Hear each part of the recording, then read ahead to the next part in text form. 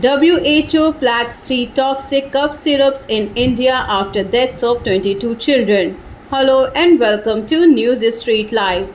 The World Health Organization (WHO) has warned against 3 Indian cough syrups, including Cold Drift, after the deaths of 22 children in Madhya Pradesh.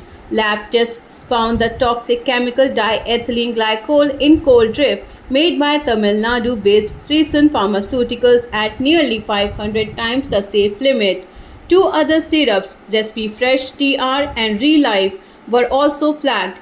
WHO asked countries to report if these products are found locally. India's drug regulator confirmed the syrups were not exported. Srisan's license was revoked and its owner arrested. The Indian government has since advised against prescribing cough syrups to children under 5 years of age.